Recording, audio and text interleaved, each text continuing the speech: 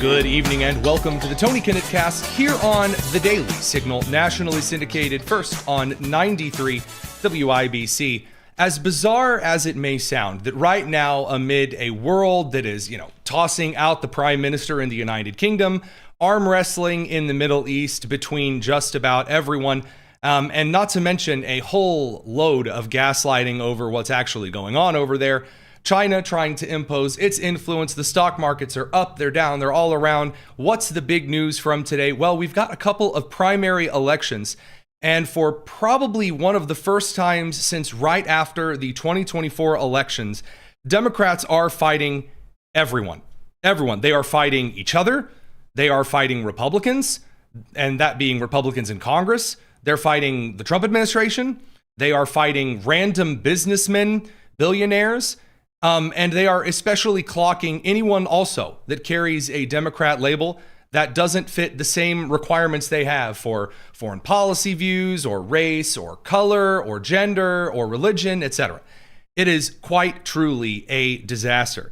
Before we get to some of that stuff, on that primary note, because we're going to get into this here in a little bit, tonight we're mostly going to focus the primary coverage that will be around on the New York primaries, which I believe do not close until 9 p.m. Eastern. That's according to 270 to win.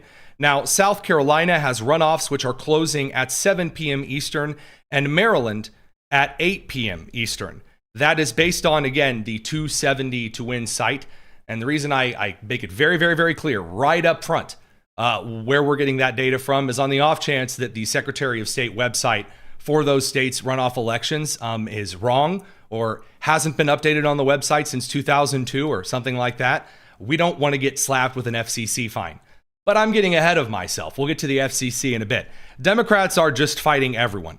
So right now, in the 2026 midterm race cycle, Khanna, the representative from California, who made a huge stink about how he was going to get out there and expose all of these names that were in the Epstein files. Then he stood up on the floor of Congress and he doxed, you guessed it, innocent people who looked like those under investigation in an FBI lineup. He has since then named exactly 0 people. So that whole grift didn't work out for him, and his buddy that was doing it got ousted in his primary in Kentucky. So now what's Khanna doing? He's doing the Bernie Sanders routine. He says, you know who's really bad? The billionaires. The bad. I don't like them. So anywho, Khanna got out there and suggested that Elon Musk was really bad and he was evil and he was going to destroy the entire world because USAID, a slush fund for the president of the United States, that's what it was created to be. USAID was created so that John Kennedy could go out and he could say, you shouldn't work with the communists in Honduras. You should work instead with us, the United States of America. And that's what it was for. It was to bribe other countries. Well, after the Soviet Union fell, what do you use that slush fund for? Well, you use it for all kinds of fun things, like spreading atheism in Nepal and transgender theater in Colombia and Sesame Street just for Iraqi children, like Elmo, but a little more explosive. And all of these other various projects that waste a lot of money just so that the establishment of a combined State Department and the President of the United States could fund a bunch of very political programs around the world without really having to give a full report to Congress about it. So Elon Musk came in when Trump was elected, as you know, and through the Department of Government Efficiency and an advisory group that simply looked around and said, now that I've been given access to all of this garbage, I have noticed this is really bad. And I don't think we should be wasting tons of money on it. And a lot of people freaked out. So individuals like Khanna got up in front of the country and suggested that all of these children and people out there had been sentenced to death. In fact, Khanna on the record said that Elon Musk needs to answer for 4.5 million children sentenced to death when Doge cuts were instituted. That was Khanna's argument.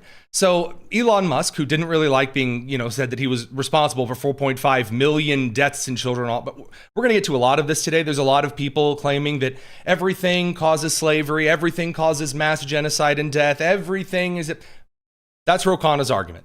So Elon Musk sends a response that just says, it's time to sue this liar. Now Khanna has his hook. He's got the plan. It's time to challenge Elon Musk to a fight. So then he gets out, and we reported this yesterday that, when Khanna was on with Jennifer Welch, that he said that Elon Musk needs to give up 5% of his money. And if he just gives up 5% of his money, then all of the problems of the world are solved, and we can fund education and dental, and we can bring back another season of Scrubs, and it's going to be incredible.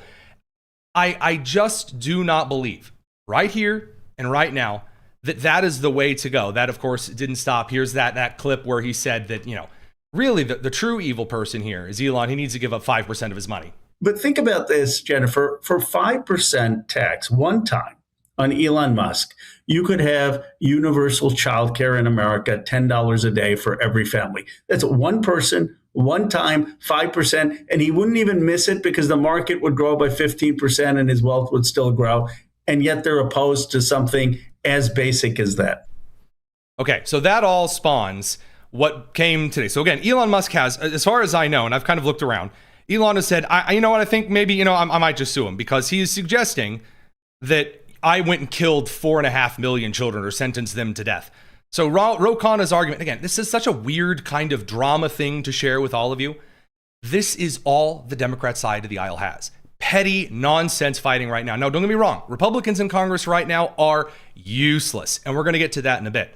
But in the meantime, all of the junior high girl prissing and preening, Elon Musk wants me in prison. I want him under oath. The richest man in the world announced that he plans to sue me and called for my arrest. I will not be intimidated.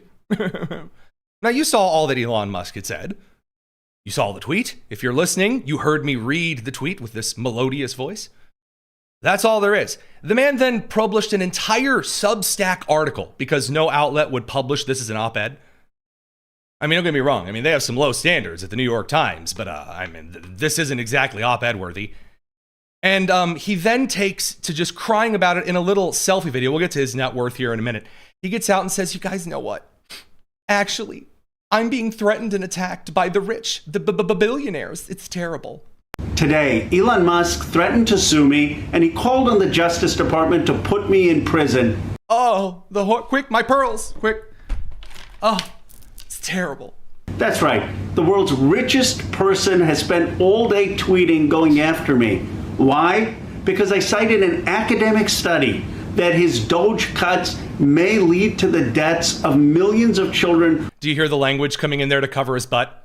Do you hear that? It went from he sentenced children to death to, well, according to this study, maybe if all of these children were getting the bargain bin Amazon Prime Days magical level of care, and all of this money was cut in this exact way, and also if pigs could fly and it was the 1st of October, then maybe sort of possibly on some Tuesdays, Elon Musk may have led to the possible common colds to infection to mournful deaths of a couple of kids.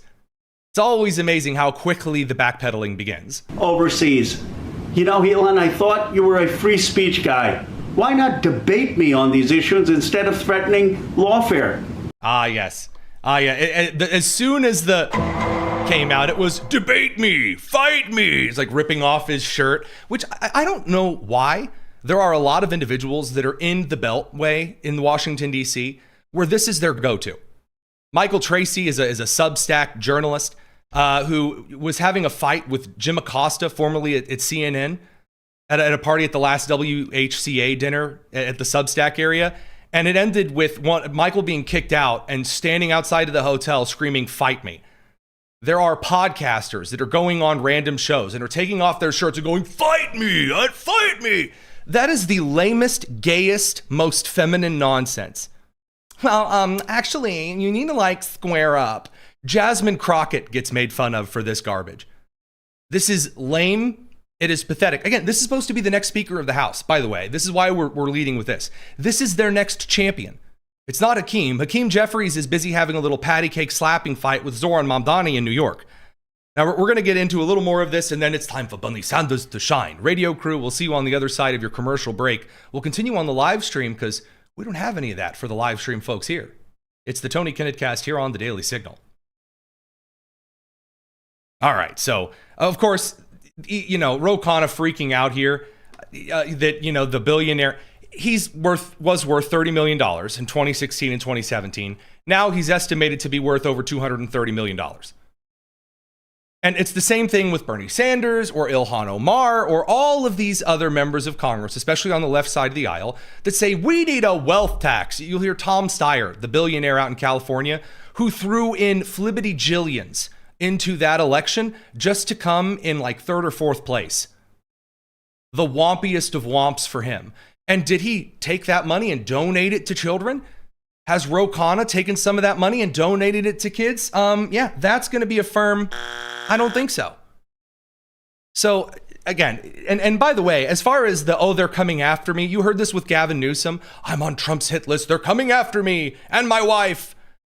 Khanna doing the same thing. But when you play the clips back to back, Western Lensman over on X, he shares these clips with us quite frequently. Look at the before and after here. Oh, how quickly the turns table.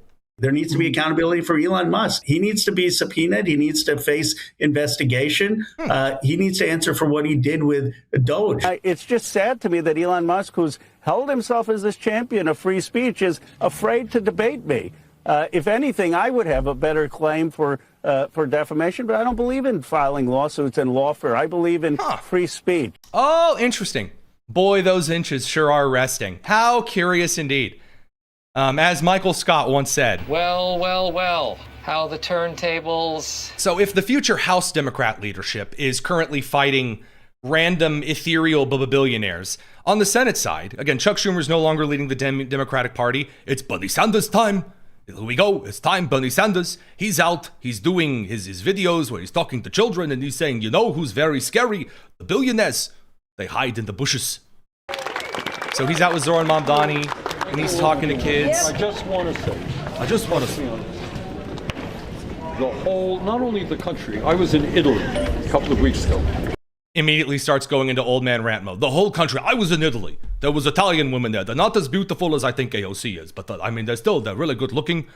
And I want you to know the whole world thinks that Italia is full of the good looking women. Thank you. So he's doing that kind of crap. In the meantime, he's giving big, huge speeches, and he's rallying in New York because the Democrat Party is right now experiencing its own little Arab Spring. The Democratic Socialists, have waited, and I shouldn't really say have rioted for years in wait for their opportunity, for their fairy god Bernie to show up and wave his magic ballot and get them in front of the country. And all it took was Hakeem Jeffries and Chuck Schumer and the Nancy Pelosi wing of the party melting down like wax next to a flame. So here's the line for 26. You've been waiting for it. You've been waiting for the message that Democrats are going to lead with by hook and by crook. Every morning in America, tens of millions of people are waking up and they're saying, how am I going to put food on the table for my kid? Okay, how am I going to put food on the table? So he's going for the affordability message. All right. We've heard Bernie push the affordability message a couple of times. We have.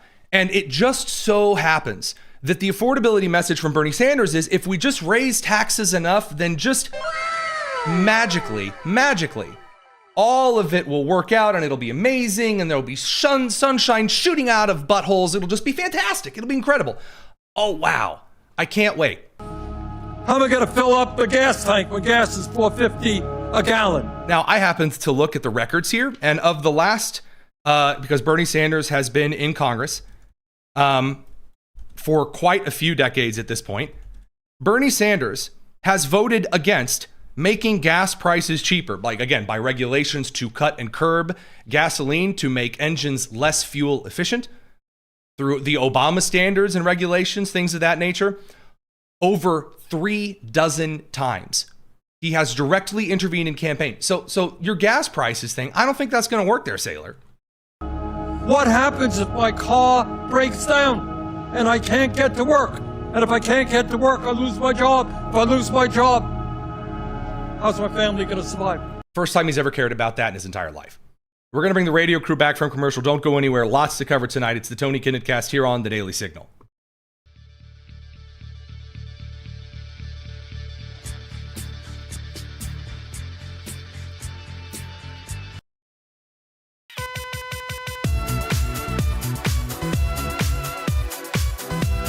It's the Tony Kinnett Cast on 93 WIBC. Now it's primary day in New York City. So again, up in Maine, you've got Bernie Sanders after a little quick trip to New York and doing some rallying. Now you have a patty cake slap fight between Hakeem Jeffries and Zoran Mamdani. And there's a couple of reasons why this particular primary, like why care about primaries in New York? What's going on here? This is the cornerstone of what will become the entire Democratic Party. See, we've been able to rely, if you are a Democrat, you've been able to rely on some Republicans on the coasts who were kind of mealy, wishy-washy, and really wouldn't go in to, go all in on like the Republican mainline beliefs. So for example, Mike Lawler up in New York, or Susan Collins in Maine, or Lisa Murkowski up in Alaska, or some Republicans out in California. If you were a Democrat, you could rely on them kind of being a pain. And Republicans have occasionally been able to rely on some issues on a few moderate Democrats, who would kind of stand in the way on some issues. Jared Golden, representative up in Maine, now serving out his last term, who would vote against Democrats on some major issues and vote in favor of what Mike Johnson was pushing for the Republicans. Senator John Fetterman will occasionally do so over in Pennsylvania.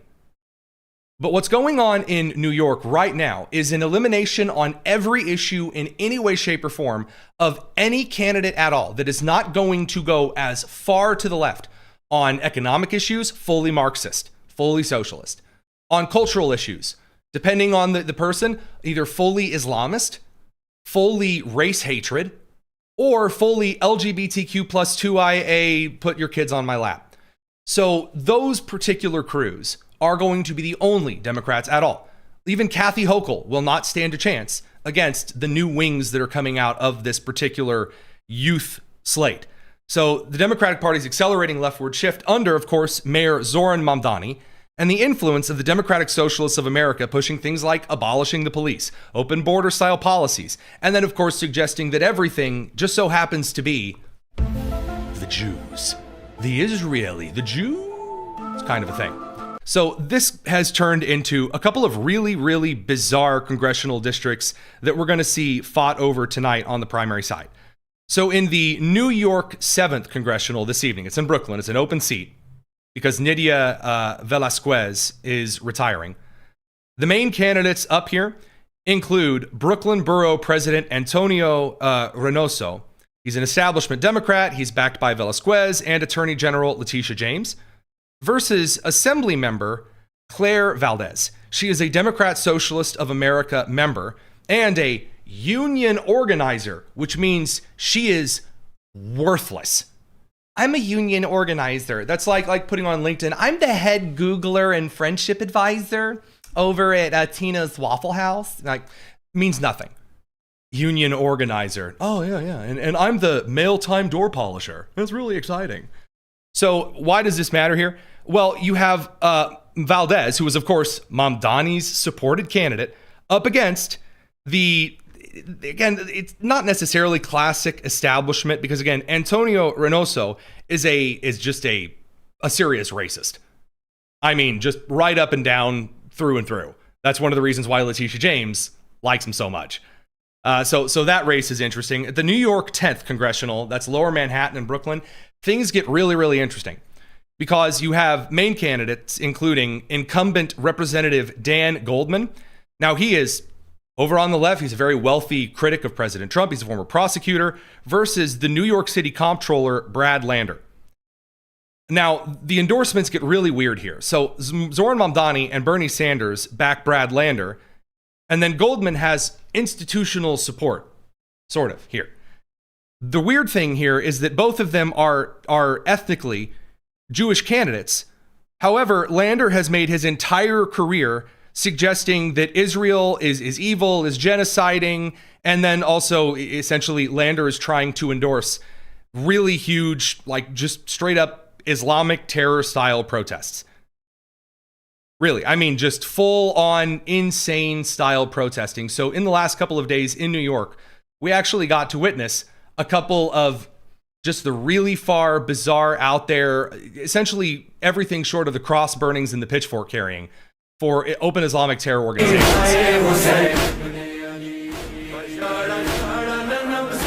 So that's something that Brad Lander has openly endorsed. On the other side, you have Dan Goldman, who again is still very, very progressive as a Democrat. And the reason that a lot of people are angry about him existing is because AIPAC has donated money to him. Now, Zoran Mamdani got out here and essentially said that AIPAC is a bunch of dark money, which suggesting that like the Jews are controlling this election, especially in New York, has led to a lot of open attacks against Jews and Christians, like we just saw over in Montreal, or like we've seen in Colorado or Michigan, etc. Now, Hakeem Jeffries here. You can ask him whether he thinks we're on opposite pages.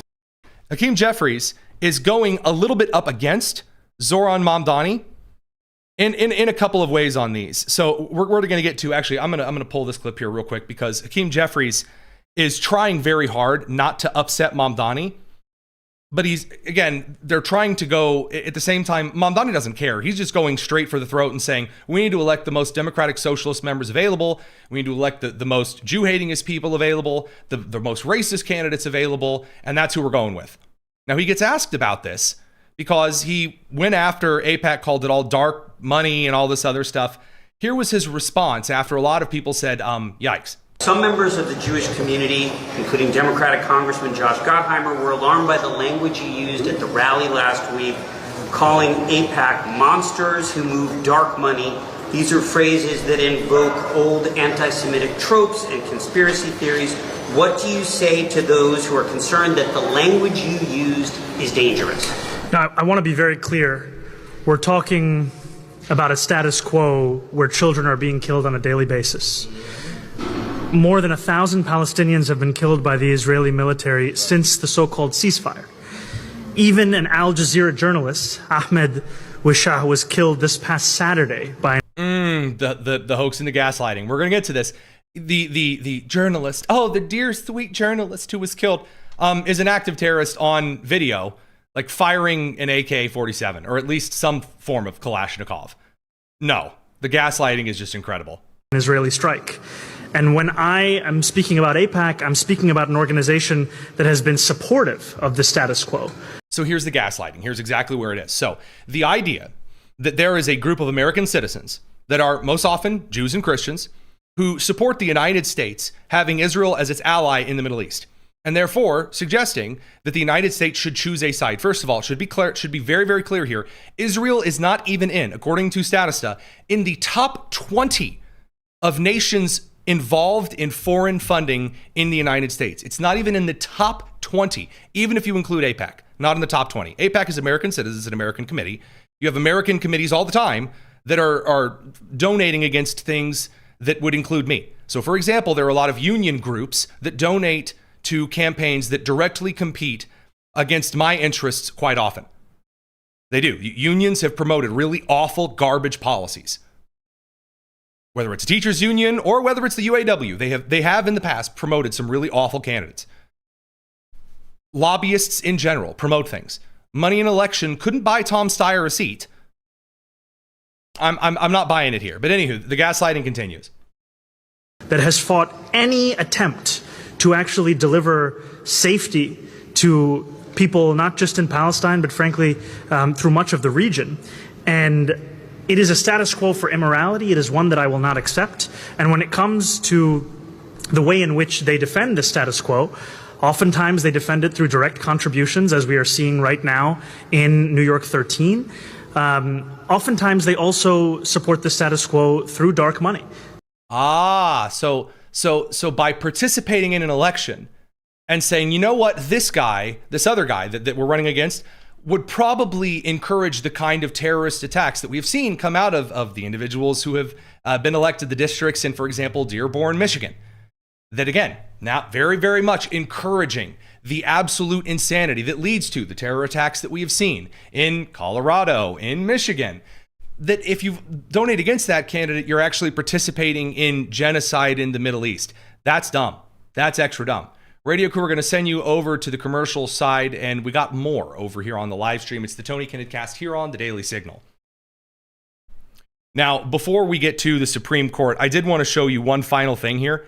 Dan Goldman, who again Mamdani is against here, is also just quite a sad cuck because he's asked about this. Again, he was denied service at like a coffee shop. I mean, he's being hit with all kinds of really nasty garbage remarks and threats, death threats, yes. And so what does Dan Goldman do when he's asked about it? He's like, well, you know who's really the problem? Donald Trump. Okay, here you go. But come on, we're better than this, and we need to be better than this, and we have to stop dividing ourselves so much and try to find the common ground and unify, especially within the Democratic Party, because the person who is inflicting so much damage on every New Yorker's lives on a day-to-day basis is not 6,000 miles away. He's in 1600 Pennsylvania Avenue. And that is who the enemy is that we all need to unify to stop. Yeah, that's real special. By the way, do you know how many times we need to unify and hold hands and it'll all just be amazing? You know how many times that's worked on either political side in history? 0 times. No one has ever been told, guys, have you considered holding hands? No. This isn't Mr. Rogers' neighborhood.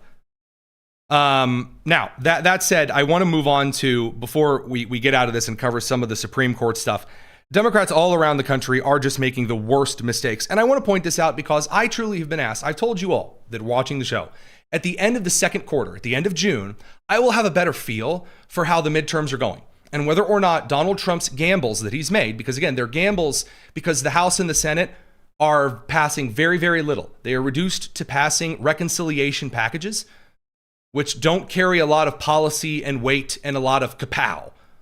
So therefore, what Trump is doing from the administrative side, it's now or truly never. So I've said at the end of June. So as we're getting there, it's man, Republicans are not really gaining some momentum on a couple of things they need to for the midterms. So does that mean the Democrats are taking it? No, because in the meantime, Democrats are going as retarded as possible. Brandon Johnson of Chicago and James Tallarico. James Tallarico, of course, is running in the Senate up against the Attorney General of Texas, Ken Paxton. New audio has now been leaked. Oh boy. And what is on this new audio that has been leaked from James Tallarico's past? That he is a Christian who hates Christianity. I'm not even kidding, folks. Here you go. Yeah, and that's, I always think of myself as a Christian who hates Christianity, yep. Right? And I always get drawn back into it. Oh, I just thought, I'm just a Christian who hates Christianity. I just get drawn back into it. Yikes. You don't have to be extra stupid. And again, Brandon Johnson, while there are dozens of people that are being shot all the time in Chirac, it is an awful, awful place. Of which there are too many that are forced to shelter there. What once used to be a great American city. Brandon Johnson, because again, the policy in Chicago is that you have to elect someone far worse than the previous person. How we could ever get someone as, I can't even believe that we could get someone worse than Beetlejuice, Lori Lightfoot. But anyway, here we go. 40 shot over the weekend. Time to talk about slavery. Brandon Johnson, go. I want to turn to another important part of this work. 2 years ago, I signed an executive order establishing a task force to shine a light on the harm that slavery and racist policies have caused and continue to cause, and particularly the harm that they cause. Incredible. I mean, just beautiful in every single way. Now, we're bringing the radio crew back in now, to the very fine radio crew. We're going to bring them in here. We got the Supreme Court to talk about. Don't go anywhere. It's the Tony Kinnett Cast here on the Daily Signal.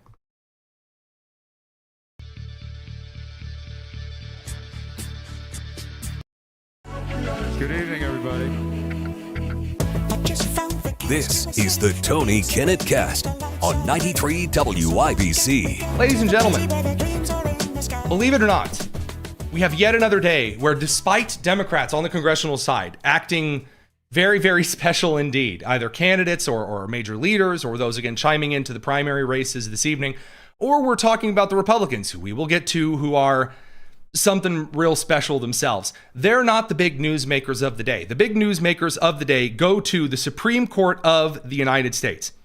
So the Supreme Court of the United States has just one on-schedule ruling day left. That would be this Thursday. So on Thursday, they're supposed to deliver a huge series of major opinions. Yes, the birthright citizenship opinion, it's coming. It's probably not going to be what a lot of people hope that it's going to be. But in the case of the Supreme Court of the United States today, and by the way, it should also be noted, Margot Cleveland points this out over at the Federalist, the Supreme Court, more often than not, will staple on some extra decision days. So you're going to get a little extended extra credit season of the Supreme Court here. It was a very busy year for him. And I'm sorry, I have to say it's kind of their fault, because the Supreme Court has been playing footsie for a very, very, very long time on a lot of major decisions. Well, today of all days, the Supreme Court ruled in a major immigration win for the Trump administration, but specifically for the Department of Homeland Security and the State Department. So in a 6-3 vote, I bet you can guess which three dissented. Yeah, that's right. The crayon-wielding Ketanji Brown Jackson and Sotomayor and Kagan. Anyway, the 6-3 vote, the Supreme Court ruled that the INA does not require a border officer to have a clear and convincing collection of evidence that a lawful permanent resident has committed a crime involving moral turpitude before deeming the resident an applicant for admission. Now, what does this mean, this particular ruling here?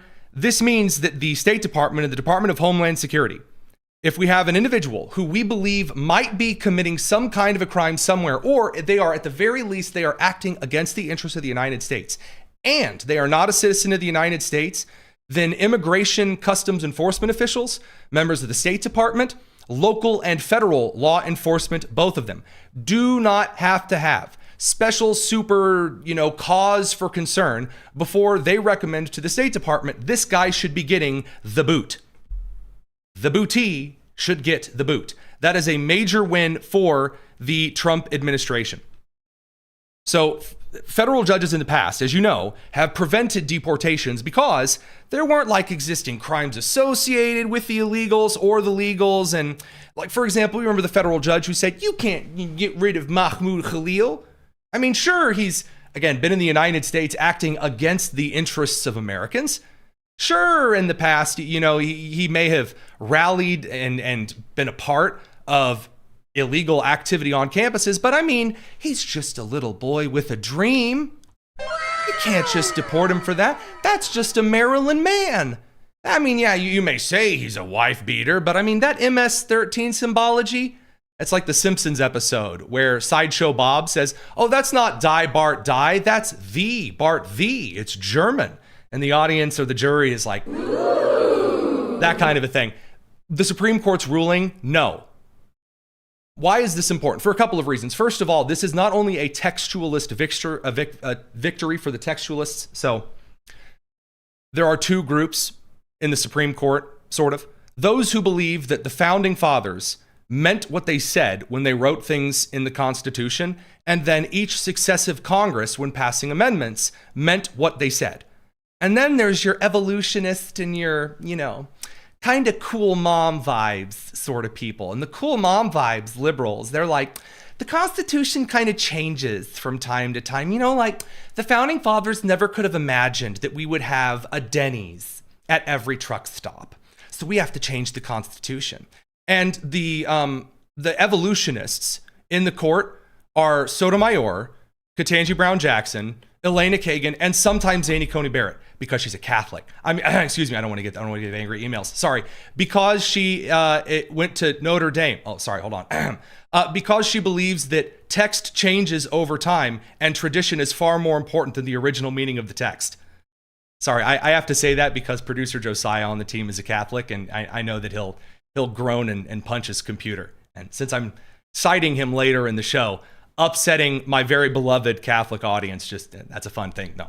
In all seriousness here, when it comes to the Supreme Court of the United States, allowing federal judges to decide that this immigration court structure is somehow inherently important to the United States, And therefore, immigration court judges get to make up new laws and new rules. And I mean, like a non-denominational church in the 90s, just making up new rules. See, I can throw some heat both ways there. I mean, when you get to that kind of a point, really judges become tyrannical in and of themselves. That's what Representative Brandon Gill has made the case for before. Of course, Senators Mike Lee, Jim Banks, and then Eric Schmidt of Utah, Indiana, and Missouri, respectively, have made that case, that once federal judges get to just make up brand new rules every couple of seconds, it's all worthless. Now, that said and aside, I want to move forward to another, because there's a lot of screaming and crying, and you know, the left is suggesting this is gonna let Border Patrol treat people like animals. Oh, it's awful. What this really means is that if you are here in the United States and you have a green card, and then you go home to avoid going to court, the United States can still give you the boot. So that's a big part of it. Also, a major ruling today that has upset of all of the people. One man is, that's stretching it here. Senator Scott Wiener of California. Now, you may be unfortunate enough to know Scott Wiener. He is a California state senator who is running for Congress. This is the guy who's been taken, pictures have been taken of this guy in pride parades in a bunch of bondage leather and junk, and it's really creepy and it's gross and I hate it and I want to set it on fire. The Supreme Court of the United States ruled today that there is this guy in Louisiana who claimed to be a Rastafarian. And I'm so tempted to do the Jamaican accent right now, but I'm barely holding it together. And this guy said, "No, please don't shave my dreads, man." And the state police said, "We shave everyone's heads who are in this particular prison. You may have lice, there may be problems." And they actually cited a number of reasons that suggested that this guy wasn't actually a Rastafarian. And essentially, he was like a 24-year-old who decided to enlist and doesn't want to shave his beard. And so he tells the army, "Oh, I'm a Nordic Viking. I don't have to shave." And then the drill sergeant just wants to beat him like George S. Patton. So in this case, the Supreme Court said, yeah, you don't just get to claim magical, "Oh, I'm this religion now. Oh, it's amazing. Oh, I get all the dreads and stuff." So Scott Wiener, who, again, his big thing in California, the thing that he wants to run on is everything is about how Christianity is bad and everything else is fine. And what I call freedom is freedom, and what you call freedom is fascism. He says, quote, "Looks like religious freedom only applies to Christian bakers who don't want to make cakes for gay couples, and parents who don't want their kids to learn that LGBTQ people exist. The Supreme Court's extreme religious freedom approach," he says, "is designed to exclusively support the court's own politics. One more reason this political body needs to be expanded. So we need like a 13 or 14 court or justice court, and then subjected to term limits." So what that means is Scott Wiener's like, I don't like the way that the constitutional body of law ruled, because they said a man couldn't keep his dreads in prison. So actually, what really, need to happen here is that we need to pack the court and rig it. No. Now, look, do I really need to waste the time pointing out why Scott Wiener's examples here, which is that bakers shouldn't be forced to make cakes for transgender celebrations, I don't know, Kinson fake vaginas or gay weddings or whatever else, or Kwanzaa celebrations. That's the same thing as a guy saying, I want to keep my fancy, my exciting hairstyle when I'm being admitted into prison. No. Radio crew will catch you on the other side of your commercial break. If you somehow weave your hair into dreads while you're gone, and you take a picture of yourself and you send it into the Tony Kinnett Cast while we're at your commercial break, you don't get anything, but I'll make fun of you on air. It's the Tony Kinnett Cast here on the Daily Signal. Now, in the meantime, Senator Scott Wiener is also really, really angry, as are a lot of those on the left, over the Federal Communication Commission, the FCC. So you may recall, I make a lot of some jokes tongue-in-cheek, but also I'm very clear that we are a show which is on broadcast spectrum air. We get a lot of questions from you, those of you in the comments, those of you in the live chat right now, whether you're Rizal Jam or Michael Silverland or you're Tommy Guitar Gibson. Yeah, you're saying, hey, Tony, you know what? I'm tired of you saying you have to send the radio crew to the commercial break. I'm tired of you like bopping out and then coming back in. It's really, really annoying. Why do you do that? Because we are on the FCC radio clock. We are on Spectrum Air. And Spectrum Air means this, that if you can take a radio and turn it on and get the signal, we're on the spectrum. I don't mean the autism kind. Although most of my team is very much on that spectrum also. That's why I hire them. And I don't mean for equal employment reasons. And then if you turn on the TV, like a basic digital signal, not through cable, but like coming in through the antenna, the bunny ears, that's also on spectrum. And so the American government set up rules that said, hey, there's a limited amount of real estate here. It's very limited. That's why your radio dial only goes down so far. It doesn't really go a lot lower than 88 FM. And it only goes up to like 105. A little bit higher, but that's neither here nor there. That's limited real estate, so we're going to make rules. You can't lie to people. If you're a news program, you have to follow certain rules. You can't lie about natural disasters. You can't defame people. You can't endorse candidates openly. There's a series of things that are required here. So I'm clear with you guys on the air why I follow such rules that I follow. And certain outlets, like ABC, has decided that the ABC Disney crew, that The View, which also airs on Spectrum, that they don't have to follow some of those rules. So you may know that The View, the FCC was looking into them. Why? Because The View is not a news program at all, but they're on a news network on News Air. And if they are not going to be News Air, well, there's a different set of rules to follow. I didn't make those rules. Congress made those rules. So the FCC is looking into them because they only invite on left-wing guests, except for every once in a very blue moon, the bluest of moons. They'll invite on like J.D. Vance and then gripe at him the entire time. So there are so many media hoaxes to dive into today, but here's so it's great. I love this. So Scott Wiener, he commented on this today, said Trump's FCC, the same FCC that tried to force Jimmy Kimmel's firing due to a political disagreement. Nope. Not at all what happened. Is now trying to suppress TV content on trans or non-binary people. Ah, yes. Because the FCC is also not just investigating The View, which Scott's very upset about. But he's also aggravated. The FCC says children do not have to watch sexual content on TV. And if you're going to get on the air and say, you know what, I like to sleep with all of these different people, and here's why, for my sexual proclivities. The FCC says, no, you're not going to do that because children who can turn on the radio, can turn on the TV, shouldn't have to be subjected to that kind of garbage. And this is really, really upset the LGBTQ plus 2IAs. And also Senator Ed Markey of Massachusetts. So we're going to get into some of that, and then a really ugly media hoax that we referenced a little bit earlier about a journalist being martyred by those Jews. How could they? Oh, terrible. It's the Tony Kinnett Cast here on the Daily Signal. Don't go anywhere.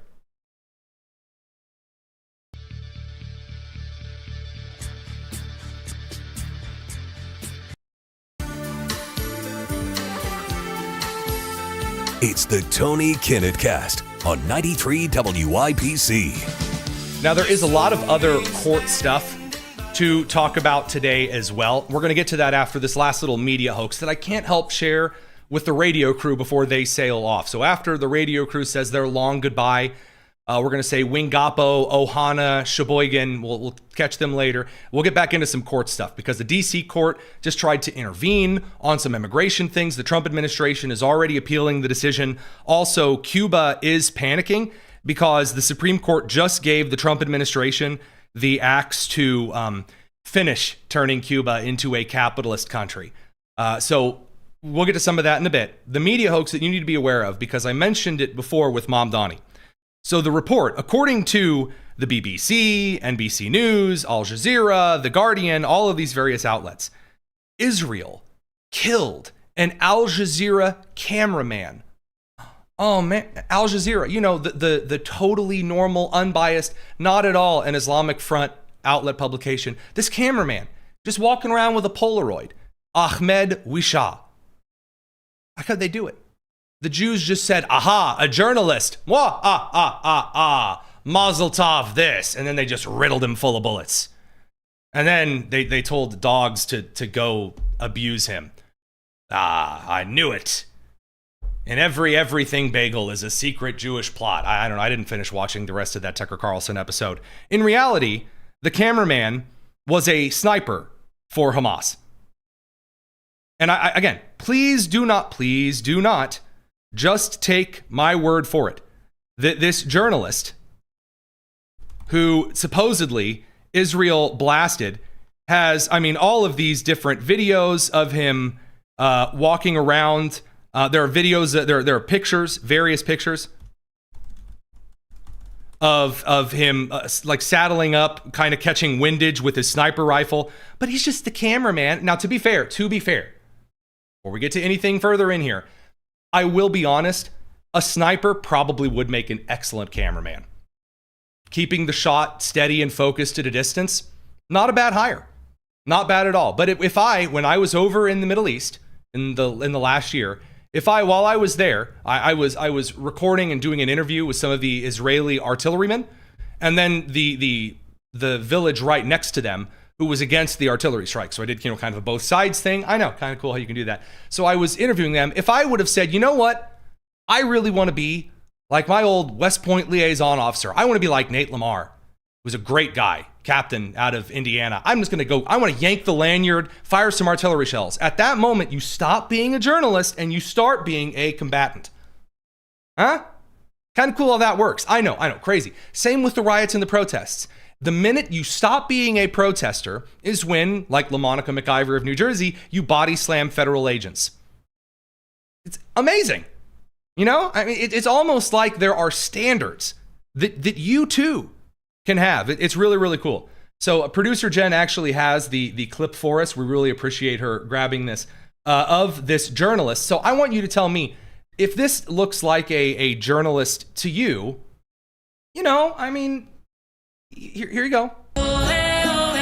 Sorry, not the Japanese lady cleaning up after the World Cup. There you go.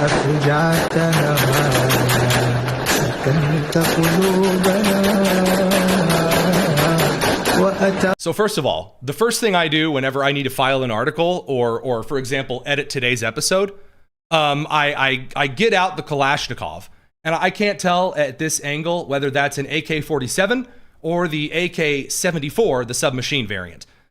Could just be a Kalashnikov with, the actual stock either sawn off or detached. But he's firing it into the air like journalists do. It's a cameraman. That's just his, that's just his Soviet ammunition camera.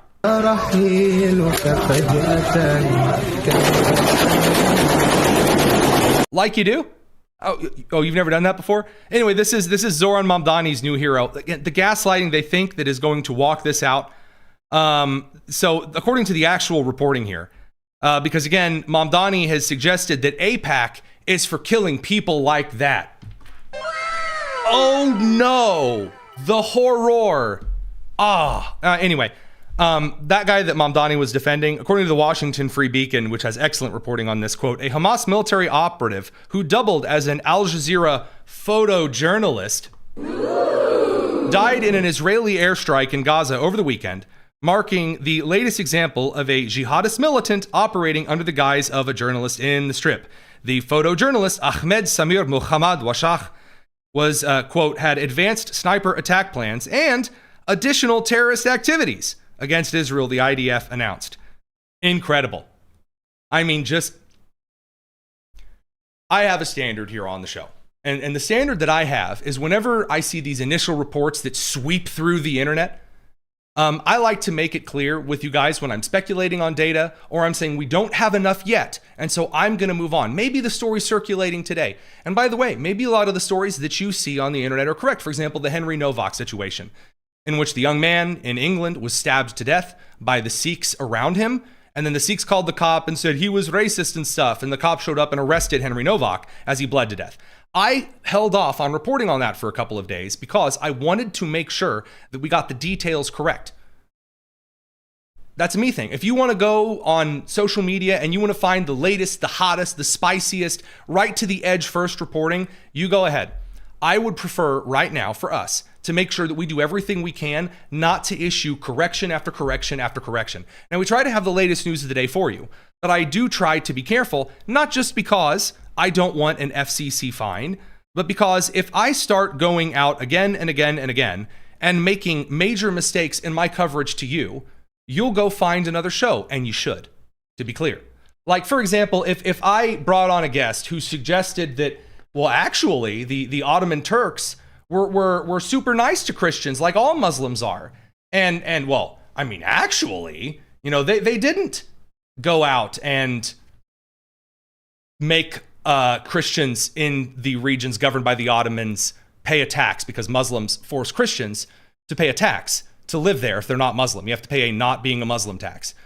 I could just lie to you, like some people who bring on guests. And their Muslim rulers didn't do that during the Ottoman period. Okay, so the answer is no. The Muslim rulers didn't tax churches during the Ottoman period.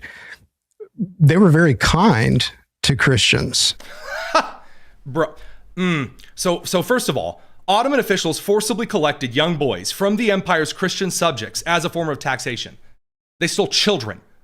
Radio crew, I'm sorry, I have to send you to the commercial break, or I should say the end of show. We're going to continue on the live stream.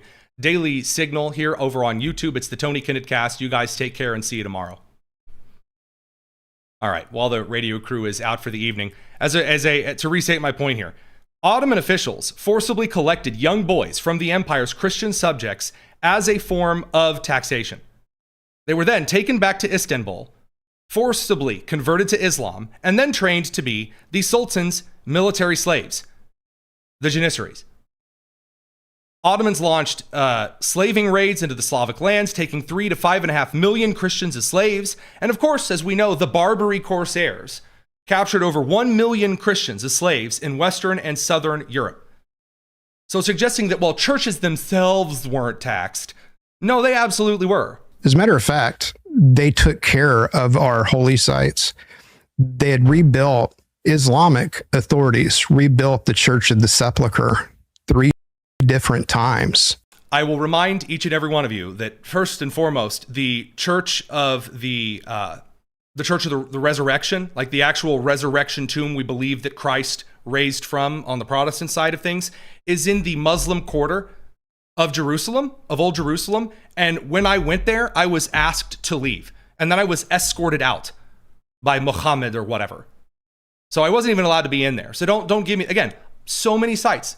I'm not allowed to walk freely around Judea and Samaria. Get out of here with this garbage. Over the centuries, they had a law protecting Christian pilgrims on their journey. Like nobody messed with the Ottoman Turks, the Muslim rulers of the Holy Land, rebuilt the Church of the Holy Sepulchre 3 times. 3 times. Yeah. Either completely rebuilt it or a major renovation. One time it caught on fire and they redid the roof. Hey, who tore it down? Who tore it down? And who was it that rebuilt it? Was it like the Ottomans who like sent in the Muslim architects into Jerusalem and then they rebuilt it themselves? Guess what? No. Don't be dumb. Don't be stupid. Again, there's so many out here right now that are just trying to gaslight you into pretending that actually, guys, like the Islam, it's fine. I mean, they're just journalists and friends and they're just hugging everybody and it's wonderful. So the dumbest of the dumb, the stupidest decisions. Now, again, there are some other court things to dive into this evening. We're going to swing back out, come back in, reset the radio clock.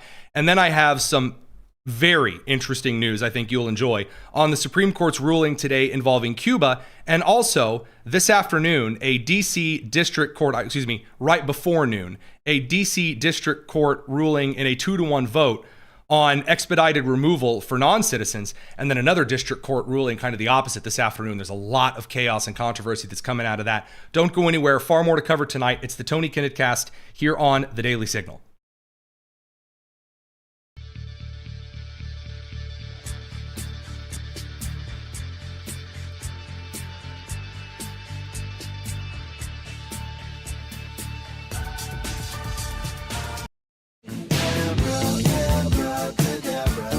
This is the Tony Kinnett Cast on 93 WIBC. All right, I promised you some extra court stuff, and that is exactly what you are going to get. So first of all, A D.C. District Court ruled today in a 2-1 vote that the Trump administration, in 2025, they expanded expedited removal for non-citizens, meaning that the Department of Homeland Security under the Trump administration would be allowed to expedite the removal nationwide to the full extent that Congress authorized. Now, you might be saying, wait a minute, Congress had passed a law which allowed the Trump administration to start deporting a lot of people really quickly who weren't supposed to be here, who are illegal? Yeah. So wait, if Congress wrote the law and then the Trump administration carried out the law, what was the problem? So according to Make the Road New York and other plaintiffs, the lawsuit suggested that Donald Trump was super awful and evil and that all of this due process is being violated. Remember the due process? Oh, the precious and sacred due process. Oh, wow. I've heard those words before. They're sacred Latin text right in the book of Second Opinions. And the idea was the due process was this thing that meant the same for absolutely everyone, and that's not true. Due process just means what you are owed under the current law. And so if you're a citizen, you operate under different laws and different procedures legally than someone who is not under that jurisdiction. Well, 14th Amendment coming in there for you. So the court said in this 2-1 decision, the plaintiffs were unlikely to prevail on their due process claim because Congress authorized fast-track removal with minimal procedural safeguards, and the existing statutory safeguards are constitutionally sufficient. This is an example, it is maybe one of the only examples, of a court doing what a court should. So one of the issues that we have with courts, on the left and on the right, I have repeatedly criticized, for example, Chief Justice John Roberts for this, is where the Supreme Court would say, well, I don't know if we can rule on this because it's a really big deal. And I'm really kind of nervous about it. I just don't think we're going to do anything. Or you have courts issue a ruling that is kind of sort of part and parcel and kind of, we saw this with the tariff ruling, where you had 4 different decisions that came out of that ruling. So you had Ketanji Brown Jackson muttering to herself in a corner because she's illiterate. And then you had Elena Kagan kind of arguing something different. You had Brett Kavanaugh arguing that Trump could military blockade countries, which, hey, a little fast forward in time to where we are today. And then you had, Chief Justice John Roberts saying, no, Trump, you can't do this under these sections. It was very convoluted. Convoluted opinions are a thing, and it's what you're going to see Thursday. Here's the prediction. If the decision comes out on Thursday regarding the 14th Amendment case, which isn't even really about the birthright citizenship thing, that's not exactly what's being tried, but that's what's likely going to be ruled on, you're going to see a piecemeal, in part, sort of, kind of mixture, and it's going to be a mess. So the courts usually do that. Here, what you see is the D.C. District Court saying, look, the Trump administration is following the laws of Congress. If you guys want this to change, Congress has to change the law. It's what Tom Homan gets out in front of the country and says, does he not? Now, the issue is that you have oftentimes Congress not willing to do a damn thing. We're going to get to that in a minute with Republicans, because again, I spent the entire front half of the show raking Republicans over the coals, raking Democrats over the coals because they're fighting each other. I mean, good heavens. John Fetterman of Pennsylvania told Manu Raju at CNN this afternoon, in expectation of all of the socialists and Marxists and pro-Islamists winning in primary elections in New York, he said, quote, the dirtbag left is surging, end quote. Quote, a member of the left who votes more often than not with Bernie Sanders on economic issues. So what are Republicans doing in this meantime? It's really embarrassing. We'll get to that. There's one last court thing that I wanted to cover here with you. The Supreme Court of the United States on Cuba. This has not been getting a lot of attention today, and it really, really should have. So in a 6-3 vote today, again, Justice Kagan dissenting, joined by Sotomayor and Jackson, ruled today that the Helms-Burton Act, the actual Helms-Burton Act, which basically sets up the current state of war between the United States and Cuba, the President of the United States does not need the authorization of Congress right now to go all in on Cuba. By the way, just so that we're clear, that's already set up. We are already in a position right now. We don't recognize the Cuban government as a legitimate standing and diplomatic process against the United States. There's a whole lot that's going on here. Already the stage has been set. However, according to the Supreme Court today, the Helms-Burton Act itself strips Cuban state-owned companies of sovereign immunity. meaning that the Cuban government, like a lot of communist and Arab governments, came out in the 50s and 60s and said, oh, all of this Western infrastructure, these oil companies and wells and refineries and transportation infrastructures and all of this other stuff, well, all of these companies, they are ours now. Essentially, it's the meme where an artist says, I made this, and then sets it on the table. And this other random person walks up, grabs up the art, looks at it and says, I made this. That's nationalization and socialization, which occurred in a lot of communist revolutions and in a lot of Arabic countries. And so one of the series of categories, I should say, of companies that got royally screwed throughout this time were oil companies who, again, had refineries or storage facilities or other infrastructure that provided for the economic interests of Cuba. That was something that Cuba was able, as a region, to broker with the United States. It encouraged economic development. So Exxon had a $1 billion lawsuit over property which was seized after Castro's 1960 nationalizations. The Supreme Court has now ruled that the Helms-Burton Act itself strips Cuban state-owned companies, which means that the fake company, the shell company that Cuba put up there and said, oh, this is our oil company now. The Supreme Court says, yeah, that's not a thing. Exxon is allowed to sue you, which means this: the United States, under the Trump administration, now has the very full green light, not just to go in and arrest old Raul Castro, aged as he is, for ordering the murder of Americans, but also, again, as you see, the Cuban government is terrified right now. They are truly terrified, because they're trying to turn the country as capitalist as possible, as quickly as possible, because it's over. It is over for Cuba. It's done. They're screwed. A lot of people are trying to compare this to the Iranian situation right now. They're not the same. It's not even remotely close. Cuba will not be a communist country with a communist regime at the end of the Trump administration. No ifs, ands, buts, or coconuts. And the ExxonMobil point here is that essentially that American companies do get to go back and get their own back. And you say, well, I don't like the oil companies. Okay, fine. Their property is still their property. If China goes somewhere in the world and confiscates an Amazon warehouse and declares that it's now a Temu warehouse, they don't get to do that. Whether or not you do or don't like Jeff Bezos, you do not get to steal property of people just because you say, well, they're mean billionaires and I don't like Elon Musk. I don't like ExxonMobil. That's not a thing. And I say that as someone who is not taking a dime from ExxonMobil at all. I'm very, very picky about the sponsors here on the Tony Kinnett Cast.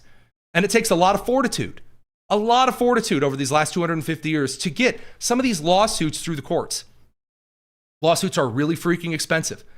And one of the sponsors that I have that I'm being very, very picky about it, the Alliance Defending Freedom, has been a phenomenal law firm and legal team over the last couple of decades who has made sure that America's 250 years as a bastion of freedom continues. So, as we look ahead to the next 250, we're reminded that freedom is ours to defend. Today, the Alliance Defending Freedom stands in courtrooms across the country to protect those freedoms that we cherish: life, free speech, religious freedom, parental rights. These freedoms are at the core of who we are as a nation. They must be preserved. And the ADF is approaching a critical fiscal year-end fundraising deadline. They're not taking money from China. They're not taking money from all of these other wild foreign interests who are propping up nonprofits and legal teams like Open Secrets here in the United States, like from Swiss billionaire Hans-Jörg Weiss over on the left. The ADF is supported by me and a lot of those of you who watch the show. Your support today helps the ADF defend the freedoms that we cherish so that they may endure for years to come. So, if you would, every dollar that you give today will be doubled thanks to a very special matching grant until those funds run out. So head over to joinadf.com/Tony or text Tony, Tony, to 83848. I'm picky about my sponsors for a reason. I love this crew. They have represented individuals that I worked for or worked to share their stories back when I was an education journalist. And again, highly recommend the ADF. Now, on to, from the court stuff, I must admit, now we get to the Save America Act. Republican theater. And there's no other way to say it. The The Save America Act. It's very popular with Americans, is it not?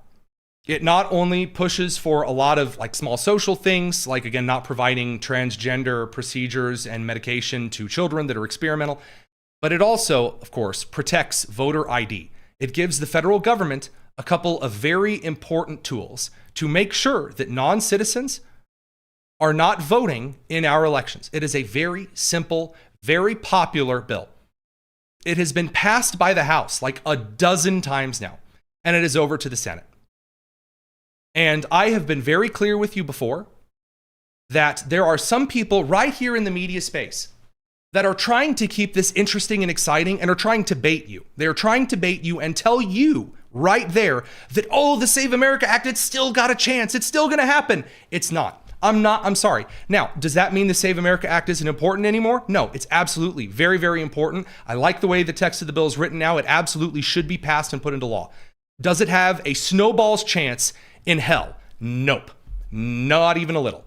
Not even in Dante's hell, which is cold at the center, does that snowball have a chance. And here is why. There are between 5 and 7 Republican senators who are standing in the way of that bill being passed. I have told you before. I have told you their names. I have, very, very clearly. Mitch McConnell of Kentucky, who is against overturning the filibuster because the Save America Act needs 60 votes. It cannot get through in reconciliation. It's not a budget bill. It's a law about like what you can and can't do. It has nothing to do with the budget other than like funding people to overlook things. But that's that. Even then, the law part of it matters more. It has to be passed with a 60 vote threshold unless you get rid of the filibuster. You need a simple majority to get rid of the filibuster. It's a nuclear option. And so you need all of the Republican senators to get in and do it. You have maybe like a couple of votes you can get rid of. The problem is there are more Republicans against getting rid of the filibuster than there are to get that simple majority. So it's going nowhere. Mitch McConnell of Kentucky, Tom Tillis of North Carolina, they're retiring. They don't care. They're mad. They're pissed. They're done. They're not doing it. Bill Cassidy of Louisiana has thrown a fit. He has thrown a little toddler kick. I'm not doing anything. So he's not going to get rid of the filibuster. You have the 2 useless ladies on the coast, Susan Collins of Maine, Lisa Murkowski of Alaska. That's 5. You have sometimes Rand Paul, who's also not doing anything, and sometimes John Cornyn. That's 7. Those are 7 Republican senators. The reason that I'm pointing this out to you today, I very dearly, and I mean this, I very dearly love the crew who has taken over at the Charlie Kirk Show. Of course, you know Charlie Kirk was a good friend of mine. And Andrew Colvette, who does a phenomenal job over there. They bring on Senator Mike Lee of Utah, whom I also love, is a very good friend of the show. They brought on Mike Lee, and the way that this is framed is as though, oh man, we need to start looking into who these senators are under every rock and tree. Who are these senators out there who are standing against the Save America? Who are these Republicans standing in the way? I hate this. Here you go. What the American people want, Senator, is we want to know who's who. Who are the other senators that are fighting us on this? And is there going to be an opportunity? You know, President Trump has threatened to name names. Are we going to find out in any of these, different processes that are about to play out that they put their name on this? Because I think that's important. The voters want to know who's blocking this. Okay. Guys, it's public. It's public. This is not rocket surgery. This isn't brain science. Whatever metaphors you'd like me to mix here. Whether I play a wrong clip at the beginning or not, we have said collectively and clearly, you know who the senators are. You know who the senators are. And again, you say, well, John Thune, he needs to get those senators in line. Tom Tillis and Mitch McConnell are, again, I'm not defending John Thune here. Should John Thune bring this to the floor and at least have a vote on getting rid of the filibuster so that we actually get the Republicans on record about it? Yes. Yes, we should. And we'll get to that in a second. Actually, producer Josiah, I told you earlier on in the show, he plays into this. He'll play into this in a second. And by the way, I'm not at all against how Andrew, his team over at Turning Point asks this question at all. I get it. But what I'm saying is, guys, we've done this before. Here's how Senator Mike Lee answers the question. Yeah, I would imagine that those who speak out one way or another on this tomorrow, in that meeting with President Trump and Senate Republicans, will self-identify. That's often how it ends up working. But look, regardless of who speaks in which direction, I do think it's important to recognize a couple of things. First of all, as you point out, it's not an easy situation. I grasp the fact that we don't have 60 votes. I fully get that.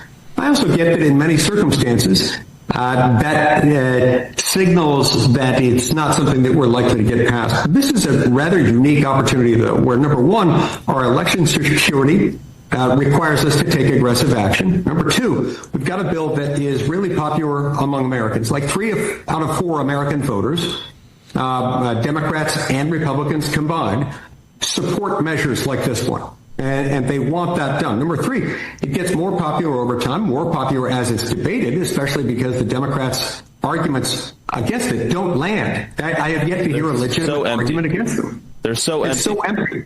And so, yes, all the things that Mike said there, clearly, articulately, very correct. Yes. Well, I'm not purporting to claim that this would be easy.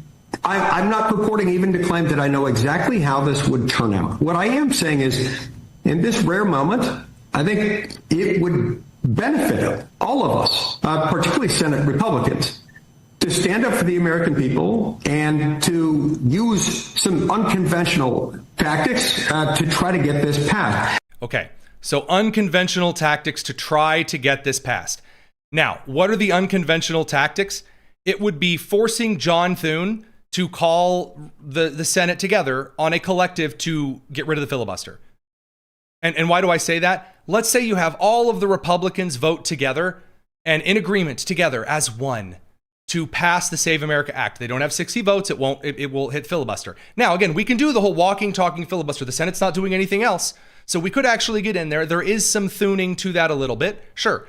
But this is really going to be something that either needs the 60 vote threshold or you're going to need Republicans to vote to break the filibuster. That's it. Those are the only 2 things you can do.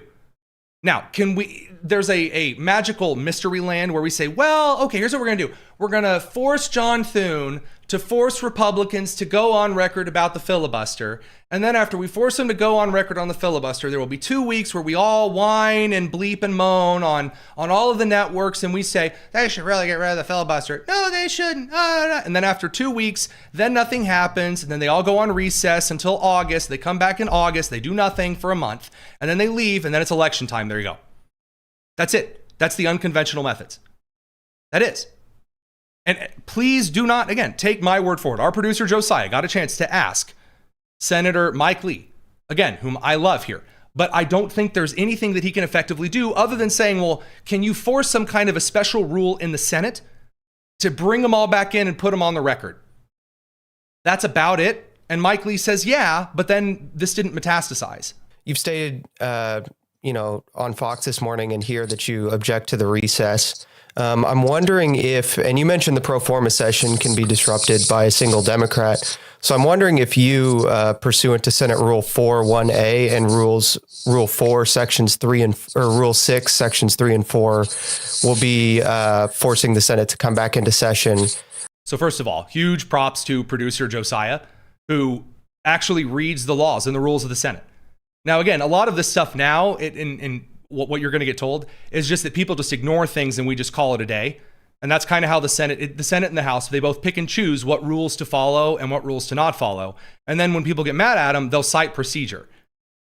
It is quite literally the plot of the first episode of Star Wars, as bizarre as that sounds. But anywho. And if not, why? Okay, let's pretend one of us doesn't know what you're referring to. I don't have the rules in front of me. Okay, tell me by what mechanism I could force them back in. Rule 1 says that you need a quorum to be present, and Rule 6 says that at any time, any senator can request a quorum to be taken, and if one is not present, the Sergeant-at-Arms can call the Senate back into session. Yes, those tools in both of those rules that you mentioned are available to us. To be clear, those are not for purposes of ending a recess, nor can they be used for that purpose. Those are for purposes of establishing a quorum on the floor when the Senate is in session, which it currently is not. But it is claiming to be in session with a 3-day adjournment, right? Because the Constitution says that for a formal recess, permission of the House is needed? Yes. Okay. So I think I see where you're going now. So you're saying a senator could go to the floor during a pro forma. Yeah, during a pro forma session, request a quorum. Recognition. Yeah. And then note the absence of maybe before noting the absence. Yeah. The exact quote from Rule 6, Section 3 is, if at any time during the daily sessions of the Senate a question shall be raised by any senator as to the presence of a quorum, the presiding officer shall forthwith direct the secretary to call the roll and shall announce the result, and these proceedings shall be without debate.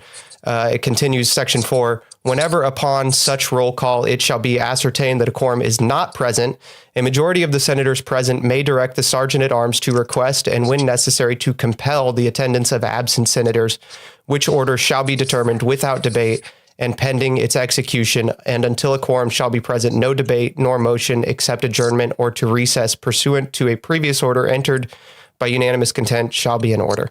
Okay. What does this mean and why does this matter? Why am I playing, producer Josiah's explanation or reading of the rule here? Because Mike Lee later on in the video says, yeah, well, you're right. Here's the thing.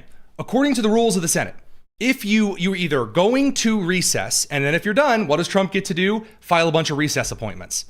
So if the Senate actually wants to leave and not do anything, then what happens is they want to do these little, it's not really a recess, it's a temporary adjournment for 3 days. And so the pitch that Josiah is making to Senator Mike Lee is, hey, one of these times, what if you go in there and you call up this rule, which says we're not at official recess. We're at this mamby-pamby 3-day magical adjournment, whatever gobbledygook. That rule forces everyone back into the room, and says, okay, either you do things or you go to recess, and then Trump gets to slap a bunch of recess appointments through. And would then, therefore, allow a certain group of individuals to get people on the record. Guys, that's the unconventional method. That's it. That's the whole thing. Mike Lee confirms in that is something that could be done, and we haven't really heard a lot of it since. Now, to be fair, Mike Lee, the Senate, very, very, very busy, and I know that sounds like, you're defending the busy. Yeah, a little bit. There is a lot that goes on regarding the Senate and committees and various other things to do. And also, the House and the Senate are still focusing on things like the Reconciliation 3.0 package, which, believe it or not, while I am very upset, obviously, about the fact that the Save America Act isn't being passed, we still do need reconciliation matters funded through because there's still a lot that needs done. And of all things, as hilarious as this is, Susan Collins and Lisa Murkowski, while again being about as useful as an ice cube in Siberia, just so happen to every once in a while approve some reconciliation measures. So this is that kind of calculus. Now my boss, Rob Bluey, over at the Daily Signal, he's our president, he made this case today over on the Save America Act and reconciliation over on NBC. And I think it's a pretty good point and a good applaud to Senator Mike Lee and what he is actually actively trying to do here. How much of a reality check do you think Republicans are actually going to give the president when it comes to the SAVE Act? Or do you think Trump is just going to be digging in his feet over this? Well, based on the fact that they seemed to target Mike Lee last week and give him an earful about the Save America Act, I do think that there will be some senators, maybe a John Cornyn type, who decides to speak out on this. I hope that they don't. I hope that instead they have the resolve to get behind what the president's agenda is. After all, he knows and he is in touch with the conservative voters who I think ultimately are going to probably be a decisive factor in whether or not they turn out for the midterm elections. And so we know from not only the polling, but President Trump's own elections, that election integrity and immigration are big issues. The Save America Act combines those two, and it's why you see Senator Mike Lee pushing it so aggressively. So I hope that the president not only sends them a strong message on that, but also gets them to consolidate some support around a reconciliation bill, which Reese knows is going to be a high hurdle to overcome with the narrow margins in the House and the Senate, but it's an important deliverable that the president needs to get behind. That's the key. The whole point of all of this comes down to deliverables. The House and the Senate, after the big, beautiful bill, have delivered remarkably little for the American people. Now, ironically, Alanis Morissette, get out your guitar, this is something Americans have come to expect. Americans are quite used to Congress being worthless. They are. They're used to it. Now, I remember at the beginning of the Trump administration that a lot of individuals were really upset at Mike Johnson. Why? Because he wasn't like really far enough to the right and not delivering a lot of things. Mike Johnson, as the Speaker of the House, has delivered more bills to the Senate than like any Speaker of the House in this amount of time with this slim of a majority that we've ever seen. He's doing the Lord's work. And not just because he's a fellow indie fundy Baptist with a great taste in glasses. But as far as Mike Johnson is concerned, the House has done its job with a very slim majority while simultaneously being attacked by elbow lickers like Marjorie Taylor Greene or Thomas Massey. Over in the Senate side, you have, as I've said before, as you all know, you have a lot of senators who are useless. Now, Americans expect this. That's why it's kind of funny. A lot of Senate elections now are being treated like mini presidentials, which means Americans are actually caring about Senate elections for the first time. It's why John Ossoff isn't going to have an easy walk in the park in Georgia. It's why when Senator Ed Markey rolls out over in Massachusetts and says absolutely insane nonsense, he isn't helping his party. In this case, regarding LGBTQ plus 2IA goofy goof nonsense. And again, this is where we're going to get into a conversation about the kind of the kids lit here in a second. Here's Senator Ed Markey of Massachusetts making it clear this is why Republicans can actually be fairly useless, because Democrats are actively harmful. Hello, everyone. A few weeks ago, the Trump Federal Communications Commission launched a new proceeding to attack and stigmatize LGBTQ plus Americans. The commission is twisting a 30-year-old law to pressure TV stations into creating a new warning label for shows that include transgender and non-binary people. I know that the FCC is abusing its authority because I wrote that law. And I just so happened to look back in the 1996, 1997 language that he's talking about here, and the framing of the text, the examples that were cited by Ed Markey and colleagues in the FCC being able to label certain programs as inappropriate for children included content related to puberty-related sexual matters, meaning like who people marry. If you're going to tell us, oh, you wrote something, read what you wrote. 1996, I created the V-chip law to encourage television stations to adopt ratings guidelines that help parents understand what is in television programming and to decide what shows are right for their own families. And that means that if you as a parent do not want your child to watch a bunch of heavy sexual content or something that is biologically inaccurate, it is biologically false. Transgenderism is very science. And I say that as a former biology and anatomy and physiology teacher.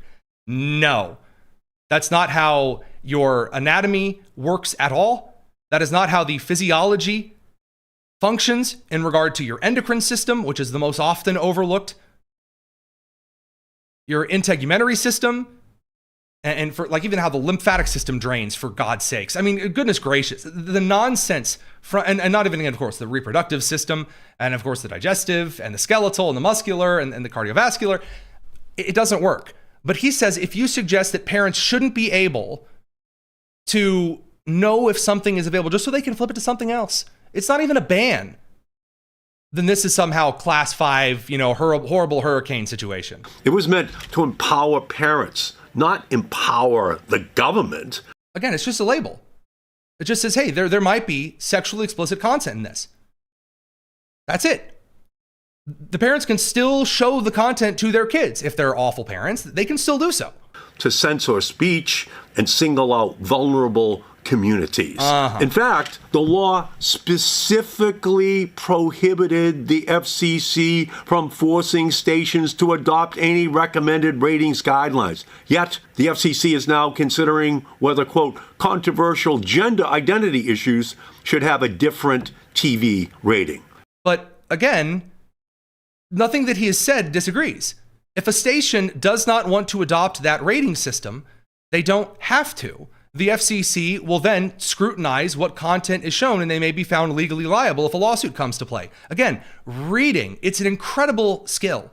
This is outrageous. The Federal Censorship Commission is once again abusing its authority. That's real special, Captain Combe over. So I know this is, again, a lot of gloom and doom here and kind of bizarre on some of people doing some rather stupid things. There is a rather bright spot. So we actually got to sit down yesterday. That's why I'll come back wearing a different color jacket with Evie Solheim over from the New Guard Press, who has done some phenomenal work on children's literature. Again, I know a lot of you have children, have grandchildren, may have great-grandchildren that are currently getting a lot of literature. And I've been frustrated recently as well because there's just a lot of garbage out there. And what you're seeing are now some individuals that are stepping up because people like Ed Markey are really dumb and are suggesting, well, actually, I've always been on the side of children, even though they've promoted a lot of the same swill and trash that parents are now actively rejecting. And so there is some good news on the other side of it. It's a really, really great interview. We were thrilled to do it. We're going to pop back out, come back in, and we'll finish the show afterwards. So don't go anywhere. More to come. It's the Tony Kinnett Cast here on The Daily Signal.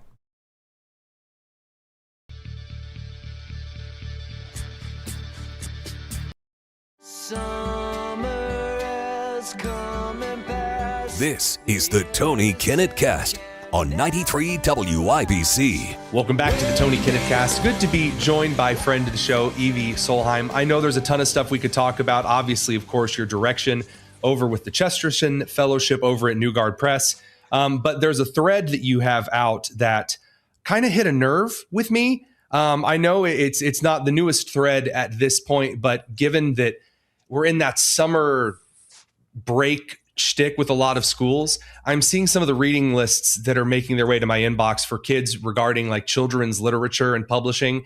And well, I guess there's no better way to put it. After reading your thread, I had to bring you on to talk about it. So thanks for giving us a couple of minutes.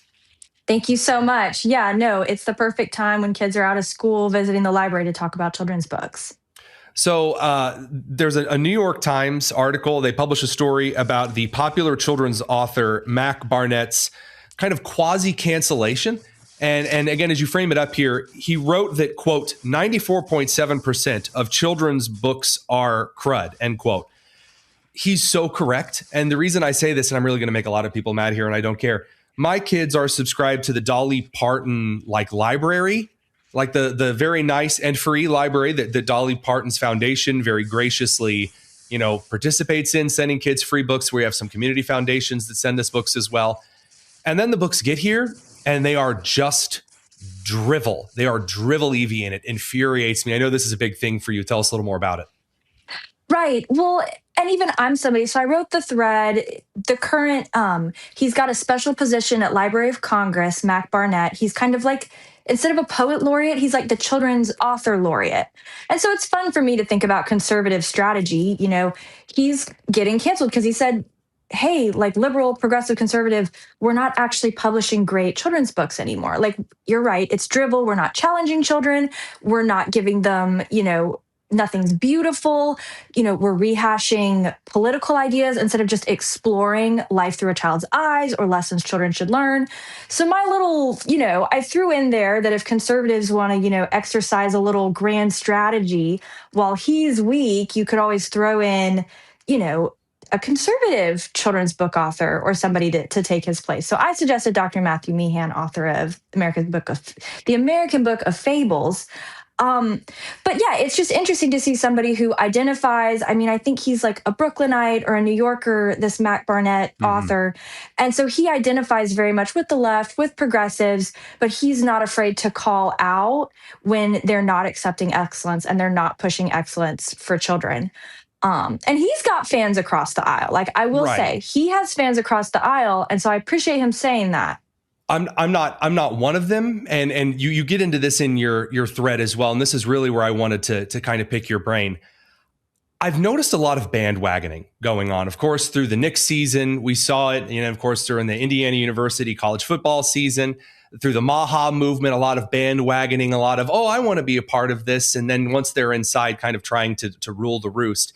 This is another instance. And the reason I say that is I remember through a lot of the literature, for example, in Barnett's case here, as the national ambassador for young people's literature, this man has presided or written alongside this endemic problem in children's literature for a long time. So all of the sudden, he wants to come out and say, man, this environment is really, really terrible. I and a lot of other parents and educators have noticed the slop for years. I know you have as well. 4 years. This isn't some, oh, now all of a sudden it's really bad. I'm seeing a lot of liberals in media that are suggesting suddenly, oh, there's a problem. How did this problem get here? As if they weren't pushing authors based on silly, nonsensical entities like, oh, well, their skin color is this, so therefore the book they're writing must be valuable, or, oh, their gender is this, so the experience must be valuable. Instead of, as with what we're expecting in the American Book of Fables you recommended, quality literature. And you say it's challenging. I'll go one step further. I think a book should be interesting. And a book about all the different faces you make while eating ice cream just isn't interesting to me or to my kids. Yeah. Yeah, no, and even so, I'm somebody who I love visual art. In another life, if I were talented enough, I would have loved to be an illustrator. It's so interesting to compare the books that, elementary school kids are exposed to. There's just so much less detail. There's so much less depth. And I'm no child development expert, but I feel like if you're giving children art that's completely flat, it's just triggering something completely different in their brains. There's something about beautiful art that inspires children. Mm-hmm. And it doesn't have to be, it's not a 1-year-old needs to be looking at, classical art all the time.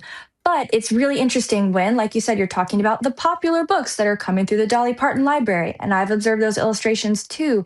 And it tends to be just so simple and flat. And it just makes you wonder, okay, are we cutting costs? Are we just not thinking children can observe detail and pay attention to detail? Because there's nothing children love more than getting to know every single part of a book and finding something new. And that's not something that a lot of books aimed at younger children are allowing them to do. So there's of all of the websites, I think it's school.teachingbooks.net. And I could be wrong. I think that's pretty close. And they have a New York Times Best Illustrated Books from the 1950s all the way through this last year. And I went in preparation for this interview, actually scrolling through this list to see what is it that I'm going to find for, what they consider to be brilliantly illustrated stuff. And of course, the first, outside of the Polar Express, like the first 20 books are all about like skin color. Although there is in the top 10, one of my favorites in just like illustrated books. Have you ever read Where the Wild Things Are? Yeah. So there's not just kind of the classical art style, but there was this beautiful, in the 70s and the 80s, there was this beautiful revivification of illustrators in books. Like the illustrations that are in Where the Wild Things Are, as well as Small in the City. There's another one that I had on this list, and I'm trying to scroll down to find it. Cloudy with a Chance of Meatballs was another. This like very detailed art style that wasn't necessarily just classical art, but it was intricate, and as much work went into the illustration as did some substantive writing that wasn't just, this is Jane. Jane likes the ball. See the ball, Jane. Wow. I feel like we're selling kids short when we cheapen out on either the illustrations or the literature. And it doesn't necessarily have to be political, but I do notice when, for example, on my shelf are a bunch of Bethany Mandel's books on like classical American heroes. If I were to, say, pull out a random book here on Margaret Thatcher, these are good illustrations. They're not cheaping out on things and drawing stick figures. They're very, very well drawn stuff. And I feel like that is just as important for the younger of my two right now, who's more interested in the pictures, than is my older of the two, who's more interested in the text of the story. Exactly. No, and that's the beautiful thing about a really well-written book is it can appeal to multiple ages. I'm an adult. I still enjoy looking at Clem Hurd illustrations. That's, The Runaway Bunny Great and Goodnight example. Moon. Mm-hmm. And it's just there's something about it, right? And so if conservatives start pushing more for children's book publishing, and I can talk about some of the conservative or Christian groups that are, putting money into children's book publishing, there's going to be things that, are popular for a year. There are going to be things that stand the test of time. You're not always going to know what that's going to be beforehand, right? But you can at least look back to the greats and look back to things that are popular. And yeah, no, I would love, I mean, the whole deal on Clem Hurd, for people who don't know the history, is he had never even thought of illustrating for children. And Margaret Wise Brown recruited him. And he's created some of the most memorable images aimed at children, but enjoyed by adults, in the past 100 years. So I have to ask, because I know that this was back at the end of May, that Carmel Richardson had actually written Roots and Fables, the review of the American Fables over at the American Mind. Has your review come out for American Fables just yet? Yes, it's out. It's in print. So it's in this current print issue of the American Conservative. You can find it online under my author page on the American Conservative. And yeah, I mean, somehow in a review of a children's book, I got to work in a Samuel Huntington reference. So hopefully you'll be surprised by it. But it was a fun one to review, and I encourage people to check out the book as well.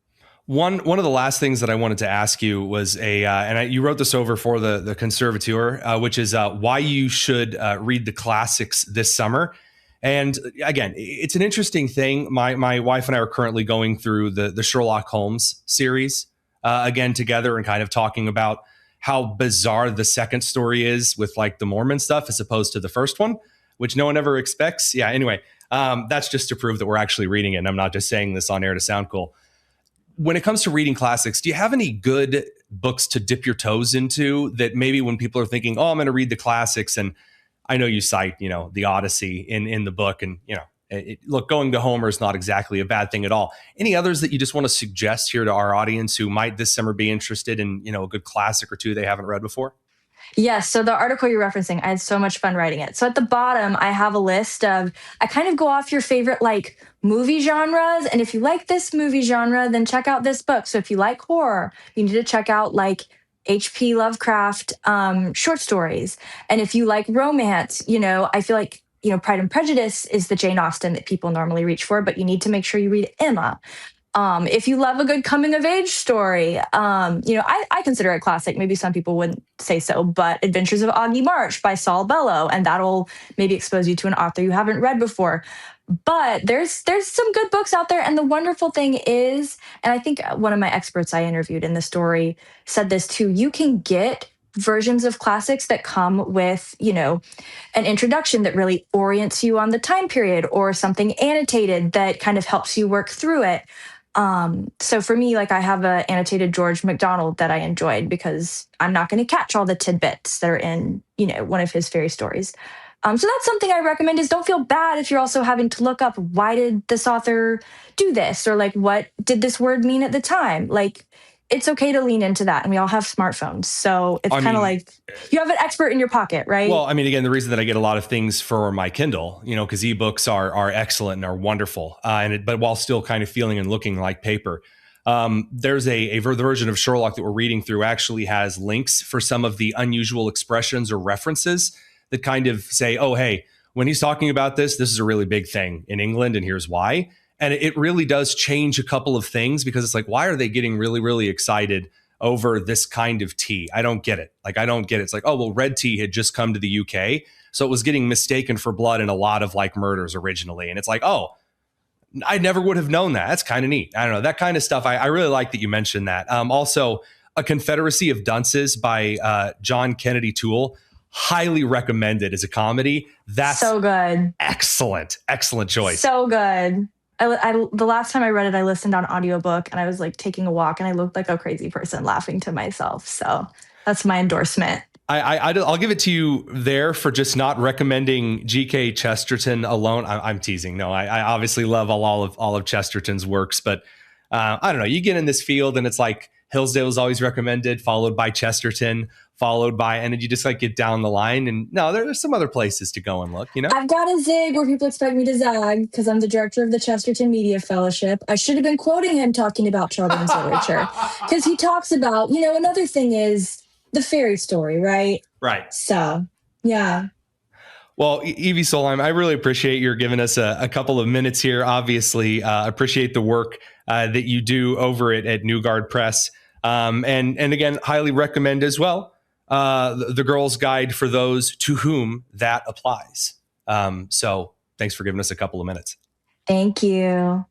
All right, we're going to swing on out of the show this evening with one final question from yours truly to me here at 8:45 p.m. on Tuesday, June the 23rd. If you guys like the show, a like and a subscribe, it really, really does help us. Seriously, it would mean the world to me if you, from the comfort of your couch or chair or car, or even forcing your children to get up and like the video, it helps us a ton. It does. Subscribing also helps us. We really appreciate you guys. We read all of the comments. And if you ever see the reply that has like a little dash and then a TK afterward, that's for me. So I really appreciate everyone tuning in this evening. We'll be back tomorrow, Wednesday, 7 p.m. Eastern for more show shenanigans. A lot of stuff to cover. We'll see you then. It's the Tony Kinnett Cast here on the Daily Signal, nationally syndicated and first on 93 WIBC. Take care.